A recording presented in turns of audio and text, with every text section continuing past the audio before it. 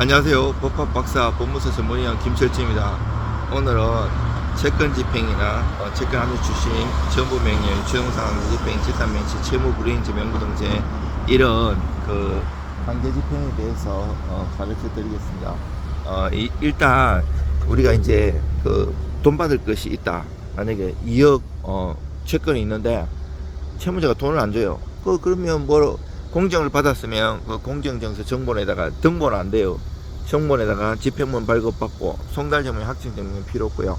그 다음에 만약에 공정정서가 없다 그러면 소송을 제기해 가지고 지급명령 신청했다. 지급명령 금액에 상관없이 할 수 있어요. 근데 상대방이 안 받고 이러면 소송으로 전환시켜 갖고 해야 되기 때문에 여러 가지 번거로울 수 있어 갖고 소송을 하고, 지급명령 같으면 지급명령 정본 자체에다가 집행이 효력이 있고 송달 확정증명이 거기 있기 때문에 별도 발급받을 필요 없어요. 그런데 만약에 판결문이면 판결 정본에다가 집행문 받고 송달증명, 확정증명 이렇게 받아가지고 강제 집행을 해야 되고요. 화해결정 정본이라는 것도 있어요. 3천만 원 이하 소액 같은 경우에는 내가 소송을 집어넣어도 판사가 봤을 때 이의 많이 안 하겠다, 증거가 확실하다 그러면 화해공고 결정을 보내요.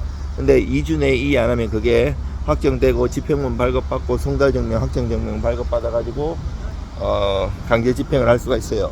그리고 이제 이렇게 해가지고 내가 통장 파악, 만약에 이 법인 등기부 해갖고 만약에 여러 가지 수백 가지 사유가 있어요. 이제 만약에 경매를 넣을 수 있으면 부동산에 경매를 넣어도 되고, 만약에 아니면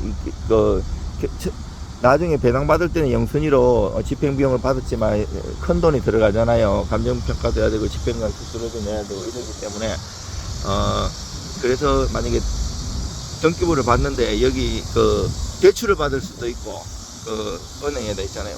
굳이 통장에 돈이 없더라도 대출 받은 통장에 하면 압박이 들어오걸랑요. 빨리 갚으라 한다든지. 그리고 내가 만약에 임차보증금을 못 받았어. 만약에 2억이다. 근데 내가 통장에 계좌번호를 알 수 있고, 아니면 통장만 파악할 수 있는 방법도 있고요. 아니면 내가 알고 있는 통장 해도 되고, 만약에 통장 번호를 정확하게 안 알아도 은행만 알면 돼요. 만약에 우리은행 하면 우리은행이 다 되는 거고, 만약에 지금 기존에 돈이 없더라도 목록을 잘 쓰면 장래에 압류될 것도 할 수가 있어요. 그리고 이제 보증금이라든지, 그리고 통장, 은행, 정권, 보험 여러 가지가 되게 많이 있어요.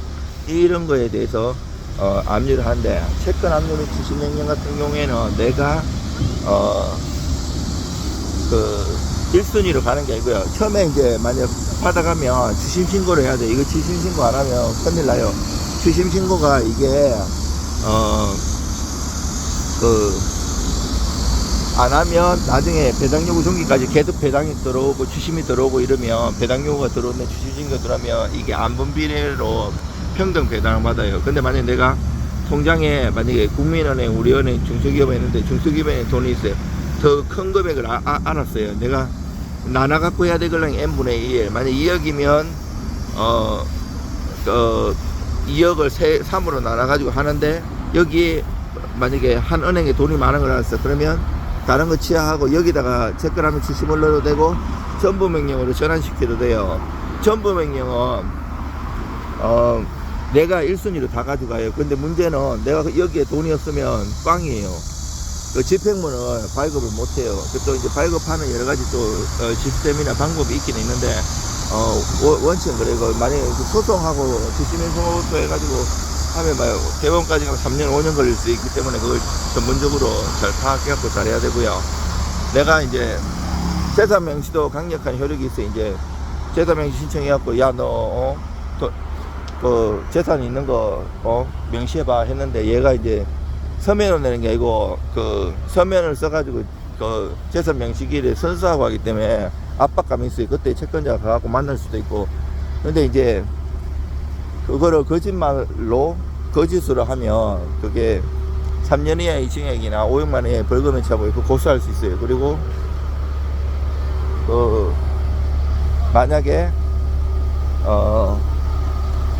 안 하고 명시 안 하고 도망 다니면 20일 이내 감시에 처할 수가 있어요. 만약에 정상적으로 회사를 다니든지 하는 사람이 하루만 없어도 우리처럼 자영업자도 뭐 그 하루만 없어도 난리 나죠. 왜냐면 지금 이 시간 이거 찍고 있는데도 막 카톡에는 전화가 막 불티나게 오는데 그거 하면 난리 나잖아요. 20일 동안 가다 놓는다고 생각해 보세요. 생활을 못 하죠. 이게 압박감이 될 수가 있고, 그리고 채무 불이행제 명부등재에서 이거는 신용불량제 만드는 건데 핸드폰 이런 것도 사용 못하고 통장도 사용 못하고 막 심각해요. 이거 하면 회사 다니는데 월급 이런 회사도 잘릴 수가 있고, 그래서 이것도 강력한데 이거는 이제 최후에 확정받고 6개월이 지나서 해야 돼. 6개월이 지나서 이런 시간상의 제약이 있고, 재산 명시나 이런 거는 확정되면 바로 할 수 있고, 또 채권함 주시면 가집행도 가능해요. 가집행이라는 것은 내가 1심 선고에서 금전채권 뭐 피고는 온 거에게 뭐 검 2억 원을 지급하라, 그리고 뭐 이양 소송 비용은 피고의 부담으로 한다.